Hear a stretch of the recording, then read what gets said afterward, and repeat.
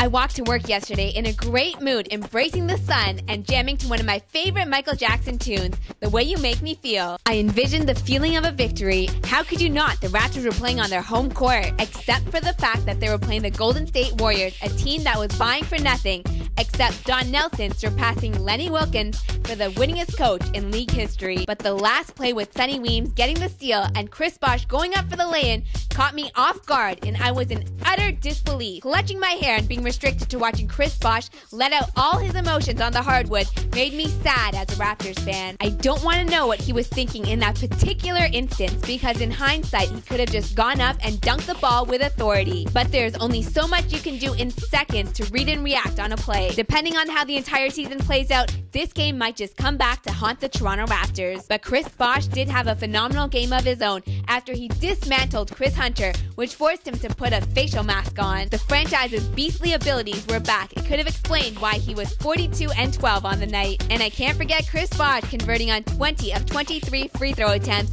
a season high. And for the 7th time, he ties Vince Carter for Eastern Conference Player of the Week. And as a Toronto Raptor, he continues to make history, as he says, "Not in my house," getting his 600th career block. It could explain why this is Bosh's town. The fans still love him, and his dad did say he wants him to stay in the T-Dot. The frantic pace of this game reminded me of myself as I tried to multitask 10 billion things at once every day. Finesse. It can only be defined by one man, the rookie, Steph Curry. His stroke from beyond the arc is golden. He always knows that quick release of his is going to hit the target. Ronnie Turioff, one of the most effective and one of my favorite under the radar guys. His game performance might not show up on the stat sheets, but he battles and plays the right way every game. It could have also explained that when the Raptors decided to take a possession off, Tolliver was right there telling the Toronto Raptors to crack open their umbrellas because he was on fire from beyond the arc. The NBA is a game of trends, and the last 5 minutes almost always dictate the way the outcome will fare. For the Toronto Raptors, it came down to the last two, with Jarrett Jack bringing back life to the ACC. Life